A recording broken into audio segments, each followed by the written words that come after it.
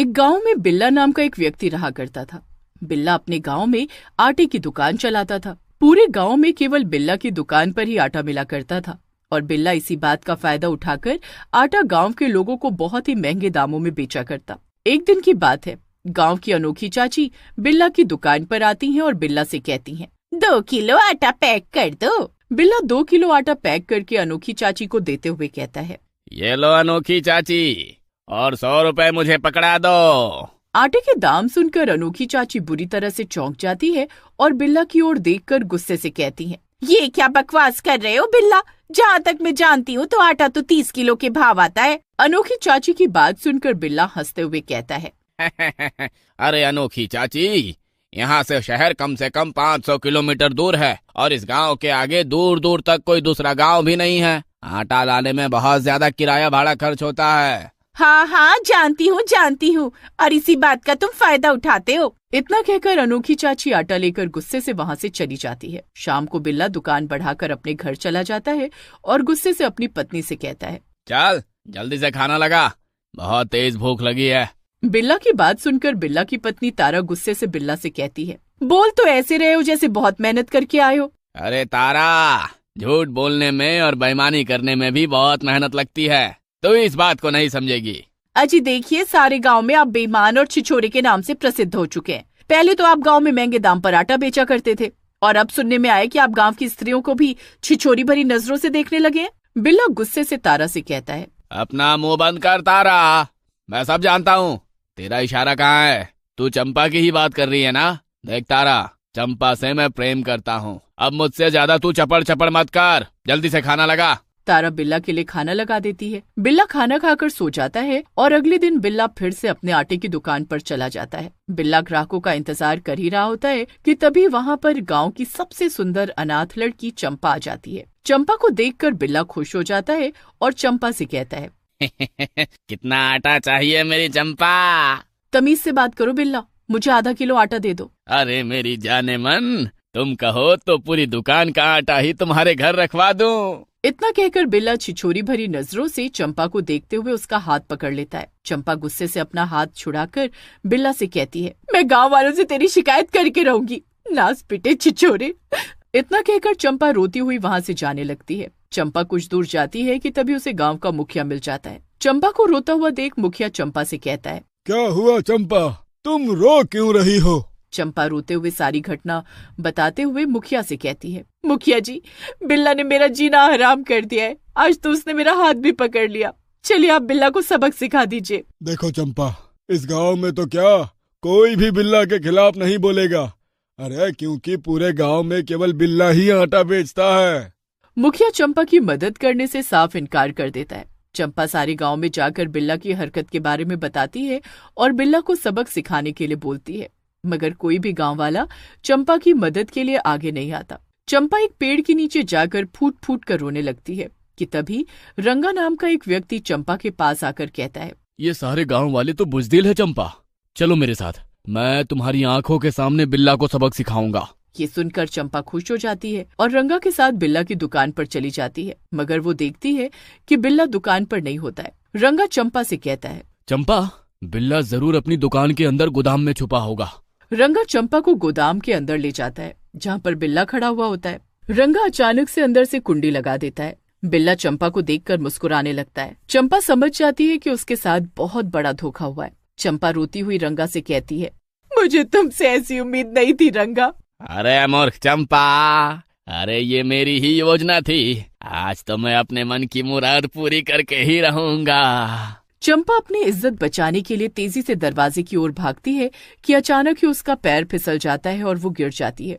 चंपा का सर जमीन से टकराता है और वो मर जाती है। ये देखकर रंगा और बिल्ला के हाथ पैर फूल जाते हैं। बिल्ला डरते हुए रंगा से कहता है, अरे रंगा भाई, ये तो मर गई। अरे मेरे छिछोरे बिल्ला, सारे गांव वालों ने इसे मेरे साथ देखा है, अब हम दोनों सारी उम्र जेल की चक्की पीसेंगे।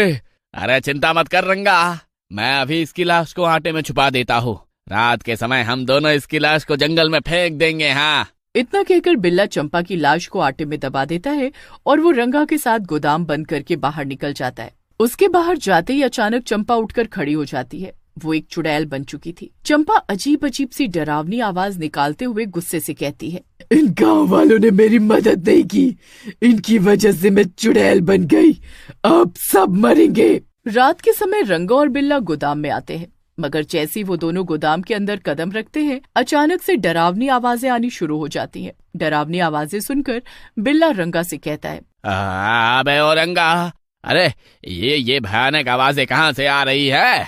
तभी आटे से चंपा, जो कि एक चुड़ैल बन चुकी थी, अचानक से निकलकर उन दोनों के सामने आ जाती है। चुड़ैल को देखकर रंगा डरते हुए बोलता है, अरे बिल्ला भाई, चुड़ैल, अरे बिल्ला भाई, तुम्हारे गोदाम में तो एक चुड़ैल है, अरे ये कहाँ से आ गई? तभी चुड़ैल बिल्ला की ओर देखकर कहती है, क्या हुआ मेरे राजा, अब मैं तुम्हें पसंद नहीं आ रही? दोपहर में तो मेरा हाथ पकड़ रहे थे। ये सुनकर बिल्ला बोलता है, अरे रंगा भाई, अरे ये चंपा तो चुड़ैल बन गई, अरे अब ये हम दोनों को जिंदा नहीं छोड़ेगी। सही कहा तुमने। इतना बोलकर चुड़ैल उन दोनों को मार देती है और बिल्ला के ही रूप में आकर दुकान पर जाकर बैठ जाती है। अगली सुबह बिल्ला की दुकान पर उसकी पत्नी तारा आ जाती है और बिल्ला से कहती है, रात भर मैं तुम्हारा इंतजार करती रही। तारा नहीं जानती थी कि उसके सामने बिल्ला के रूप में तो एक चुड़ैल थी। चुड़ैल बिल्ला के रूप में ही तारा से गुस्से से कहती है, यहाँ से चली जाओ तारा, अब मैं घर नहीं आऊंगा, बल्कि दुकान पर ही रहूंगा।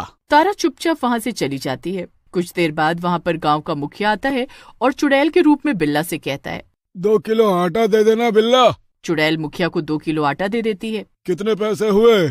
आज का आटा बिल्कुल मुफ्त है, और इस 2 किलो आटे के साथ 20 किलो आटा भी तुम्हें मुफ्त में दे दूंगा।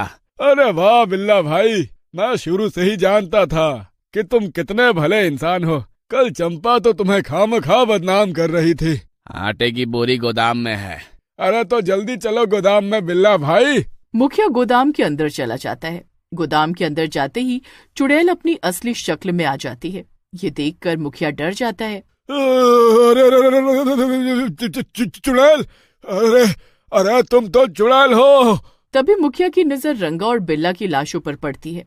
चुड़ैल गुस्से से मुखिया से कहती है, क्या बोल रहा था कि कल मैं बिल्ला को खामखा बदनाम कर रही थी? मैं चंपा ही हूँ। इतना कहकर चुड़ैल मुखिया को मार देती है।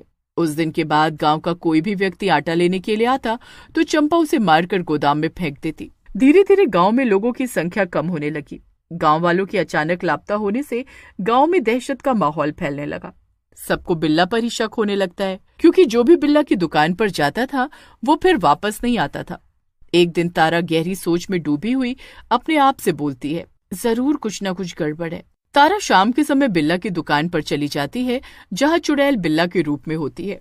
तारा बिल्ला से कहती है, घर पर आटा खत्म हो गया है। अंदर गोदाम में 10 किलो आटे की बोरी रखी है, आओ मेरे साथ।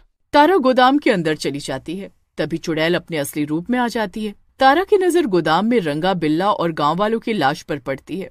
तभी वहाँ एक तांत्रिक आ जाता है। तारा चुड़ैल से कहती है, जब गांव के लोग गायब होने शुरू हो गए और मेरे पति ने घर पर आना छोड़ दिया, तभी कुछ गलत होने का एहसास हो गया था मुझे, इसीलिए मैं अपने साथ तांत्रिक को बुलाकर ले आई थी। तभी तांत्रिक चुड़ैल से कहता है, कौन है तूने रंगा, बिल्ला और इन गांव वालों को क्यों मारा? मेरा नाम चंपा है। बिल्ला ने रंगा को अपनी बातों में लेकर धोखे से मुझे गोदाम के अंदर बंद कर दिया। मैं अपनी इज्जत बचाकर भागी और गिरकर मर गई और चुड़ैल बन गई।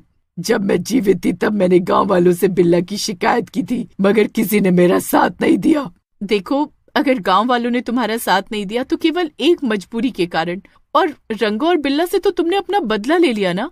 ये सुनकर चुड़ैल की आंखों में आंसू आ जाते हैं और वो तारा से कहती है, ठीक है, मैं यहाँ से चली जाती हूँ। इतना बोलकर चुड़ैल वहाँ से गायब हो जाती है और फिर उसके बाद वो गांव में किसी को दिखाई नहीं देती।